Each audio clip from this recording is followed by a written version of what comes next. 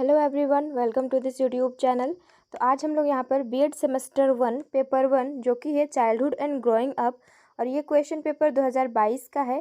इसकी एनालिसिस करने वाले हैं। देखेंगे कि जो कोल्हान यूनिवर्सिटी का पैटर्न है, एग्ज़ाम में किस तरह से क्वेश्चंस पूछे जाते हैं, इन सारी चीज़ों को ओके।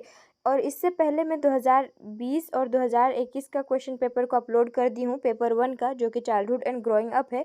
आप लोग देख लीजिएगा। 3 आवर्स का ये एग्ज़ाम होने वाला है। सबसे पहले यहाँ पर ग्रुप ए रहता है, जिसमें एमसीक्यू क्वेश्चंस होते हैं। ईच क्वेश्चन 1 मार्क का। तो पहला क्वेश्चन यहाँ पर देखिए कि who said childhood is a unique period of human life. बाल्यावस्था मानव जीवन का अनोखा काल किसने कहा है? आंसर इस क्वेश्चन का होगा, आपको पता है तो आप भी कमेंट सेक्शन में आंसर करते हुए जाइएगा। तो कोल व ब्रूस ने ये स्टेटमेंट यानी कि ऐसा कहा है। नेक्स्ट क्वेश्चन, जीवन भर चलने वाली प्रक्रिया है, ग्रोथ है, डेवलपमेंट है, growth and development, and fourth option जो है मैच्योरिटी है। तो यहाँ पर एक चीज़ मैं क्लियर कर दे रही हूँ, ग्रोथ जो है ना वो डेवलपमेंट का ही एक छोटा सा पार्ट है। ग्रोथ ये डेवलपमेंट ये है, तो ग्रोथ ये चीज़ है ना। जैसे कि करिकुलम एक ब्रॉड होता है ना, करिकुलम का ही एक छोटा सा पार्ट क्या होता है, सिलेबस होता है, जस्ट उसी तरह ये भी होता है।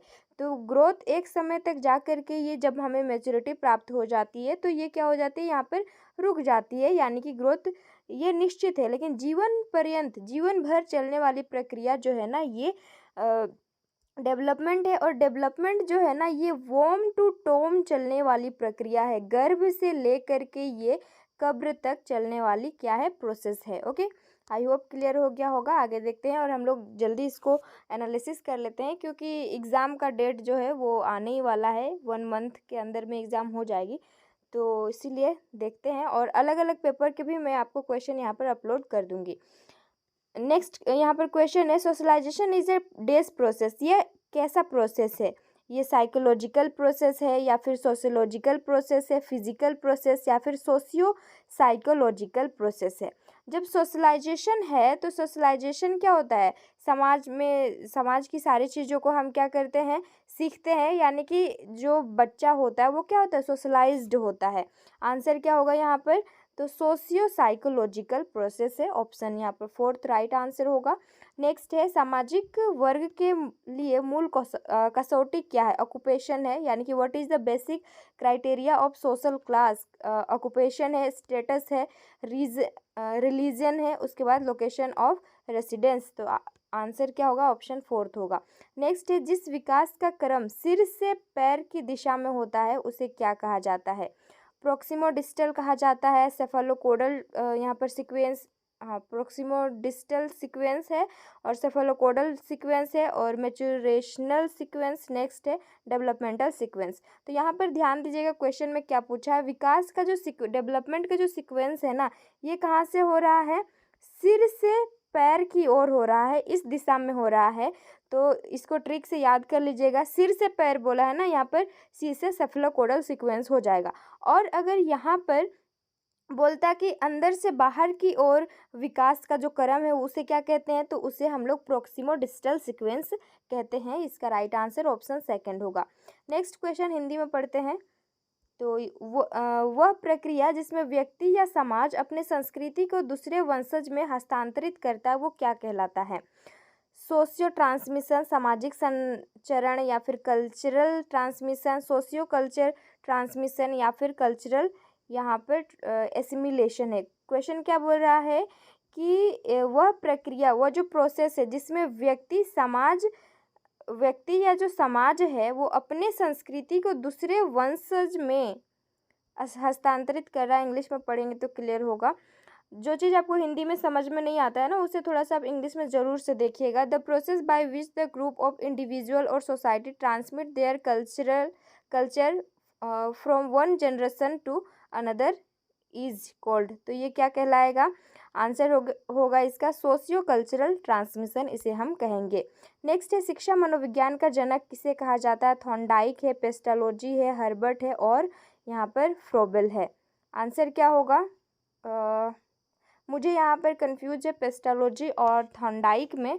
आपको अगर पता है तो कमेंट करके बताइएगा। हर्बर्ट और फ्रोबेल तो होगा नहीं, तो इन दोनों में ही आंसर होना है, आपको कमेंट सेक्शन में बताना है। नेक्स्ट है, व्यक्तिगत विभिन्नता के वैज्ञानिक अध्ययन की शुरुआत किसने की थी? इंडिविजुअल डिफरेंस जो है ना, इसका study, scientific study of individual different किसने स्टार्ट किया था? Who started? Answer is option first, that is Galton. Next है, स्वप्रेम किस अवस्था की पहचान है? सेल्फ लव जो है ना, is characteristics of which stage? कौन स्टेज में सेल्फ लव वाली कैरेक्टर हमें सबसे ज़्यादा देखने को मिलती है? इन्फेंसी स्टेज, चाइल्डहुड, एडोलसेंस और adulthood? Answer is option first, जो कि है इन्फेंसी स्टेज में। यहाँ पर किशोरावस्था में भी देखने को मिलता है, लेकिन सबसे ज़्यादा जो देखने को मिलता है ये इन्फेंसी स्टेज में। एक बच्चा जो है अपनी माँ के गोद में है, और अगर उनकी माँ जो है ना दूसरे बच्चे को अगर गोद लेती है, जो उनका अपना बच्चा होता है, उसमें क्या होती है? उसमें जेलसी अपना हम लोगों को देखने को मिलती है, तो वो स्वप्रेम ही है, तो सेल्फ लव ही है, तो ये इन्फेंसी में होता है। नेक्स्ट है, 90% मानसिक विकास किस अवस्था में पूरा हो जाता है? Adolescence, childhood, infancy, none of these? Answer is option first, जो कि है एडोलसेंस स्टेज में। अब हो जाता है यहाँ पर 10 क्वेश्चंस कंप्लीट। अब देखते हैं हम लोग यहाँ ग्रुप बी को, और अगर 10 में से 10 क्वेश्चन सही कर लेते हैं तो आपका मार्क्स जो है ना वो बहुत ज़्यादा इंक्रीज होने की पॉसिबिलिटी होती है, तो ध्यान से आपको अटेम्प्ट करने हैं। ग्रुप बी में यहाँ पर 4 क्वेश्चंस आपको यहाँ सॉल्व करने होंगे। तो स्कोप ऑफ एजुकेशन साइकोलॉजी, शिक्षा मनोविज्ञान के क्षेत्र क्या क्या है? क्षेत्र कभी कभी पूछ लेता है। इसका नेचर क्या है? नेचर भी पढ़ लीजिएगा। तो इससे पहले 2021-20 का हम लोगों ने क्वेश्चन को देखा, तो उसमें भी एजुकेशनल साइकोलॉजी जो है इसका क्षेत्र, नेचर, ये सब पूछा गया था, तो ये इम्पोर्टेंट होता है। नेक्स्ट है, write down the educational implications of individual differences. व्यक्तिगत विभिन्नता के शैक्षिक निहितार्थ को आपको लिखना है। What do you mean by socialization? Important question है ये। नेक्स्ट है, effect of social change on child and society. बालक एवं समाज पर सामाजिक परिवर्तन, जो सोशल चेंज है, उसका क्या प्रभाव पड़ता है बालक और समाज पर, सोसाइटी पर? नेक्स्ट है, प्रॉब्लम ऑफ एडोलसेंस, किशोरों की समस्याएं क्या है? इससे पहले वाला क्वेश्चन पेपर में आया था, किशोरों की समस्याएं क्या है, उनकी समस्याओं को दूर करने के लिए आप क्या अपनाएंगे? तो जब हमें प्रॉब्लम्स पता होंगी तो उसको किस तरह से दूर करना है हम उसको बता सकते हैं अच्छे से। Right down the impact of media on adolescence, किशोरों पर मीडिया के प्रभाव के बारे में आपको लिखना है। नेक्स्ट है, बाल विकास के विभिन्न अवस्थाओं को प्रभावित करने वाले कारकों को लिखिए। जो यहाँ पर चाइल्ड डेवलपमेंट होता है ना, उसके अलग अलग स्टेजेस, इन्फेंसी हो गया, चाइल्डहुड हो गया, एडोलसेंस हो गया, अडल्टहुड, उधर नहीं, एडोलसेंस तक ही वो चाइल्ड डेवलपमेंट में आता है। तो इन स्टेजेस को इफ़ेक्ट करने वाले फैक्टर्स के बारे में आपको एक्सप्लेन करना है। नेक्स्ट यहाँ पर ग्रुप सी है, ये लॉन्ग आंसर टाइप क्वेश्चंस होते हैं। आपको यहाँ पर आंसर एनी 4 क्वेश्चंस करने होंगे, और ऑप्शंस अधिक ही होते हैं। आपको जो आता है आंसर उसको चूज़ करके लिखना है। तो यहाँ पर पहला क्वेश्चन है, discuss the meaning and nature of educational psychology. शिक्षा मनोविज्ञान के अर्थ और प्रकृति को लिखिए। उसमें क्या था, शॉर्ट नोट्स में क्या आया था, उसके क्षेत्र को आपको लिखना था। तो अर्थ मीनिंग भी आपको जानना है और उसके प्रकृति को भी एक्सप्लेन करना है। नेक्स्ट है, वृद्धि एवं विकास की विभिन्न अवस्थाओं को लिखें। किशोरावस्था की विस्तार से चर्चा करें। आपको इन्फेंसी लिखना है, चाइल्डहुड के बारे में लिखना है। उसके बाद किशोरावस्था को एक्सप्लेन करना है डिटेल में, उसकी जितनी भी प्रॉब्लम्स, सबसे पहले तो कैरेक्टरिस्टिक्स लिखना होगा आपको, फिर नीड क्या है, उसके बाद प्रॉब्लम क्या है, इन सारी चीज़ों को आप एक्सप्लेन कर सकते हैं। नेक्स्ट है, right the thinking process of different stages of child development. जो चाइल्ड डेवलपमेंट है, बाल विकास की विभिन्न अवस्थाओं में सोचने या फिर चिंतन करने की प्रक्रिया के बारे में हमें यहाँ पर लिखना होगा। नेक्स्ट क्वेश्चन है, what are the factors which affect the socialization of the child. कौन कौन से ऐसे फैक्टर्स हैं जो बालक के सामाजिकरण को प्रभावित करते हैं? सामाजिकरण से क्वेश्चन आता ही है, तो इसको टच कर लीजिएगा, एग्जाम देने जाने से पहले प्रिपरेशन कर लीजिएगा। नेक्स्ट है, discuss the characteristics of adolescence in detail.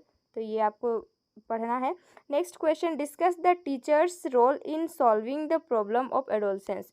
तो देखो यहाँ पर वही बोला है, किशोरों की जो समस्याएं हैं उनका निराकरण करने हेतु शिक्षक की क्या भूमिका होती है। नेक्स्ट और लास्ट क्वेश्चन है, discuss the effect of heredity and environment on growth and development of learners. तो अधिगमकर्ता के वृद्धि और विकास में वंशानुक्रम और वातावरण के प्रभाव की चर्चा आपको करना है। मैं यहाँ पर जल्दी जल्दी इसलिए आप लोगों के साथ शेयर कर रही हूँ ताकि आपका टाइम वेस्ट ना हो, आपको क्वेश्चन मिल जाए, आप एनालिसिस करो और देखो 3 साल में किस तरह से क्वेश्चंस पूछे गए। और बहुत सारे यूनिवर्सिटीज़ होते हैं जहाँ पर क्वेश्चन प्रीवियस ईयर से रिपीट होते ही होते हैं, तो आप लोग ज़रूर से देख के जाइएगा। अब पेपर 1 का कंप्लीट हो गया है, नेक्स्ट हम लोग पेपर 2 के 20, 21 और 22 के क्वेश्चन पेपर को देखेंगे और उस आधार पर आपको, उस पैटर्न पर आपको प्रिपरेशन भी करना है, बस देख के छोड़ना नहीं है। ओके, चलो मिलते हैं अब हम लोग नेक्स्ट वीडियो में।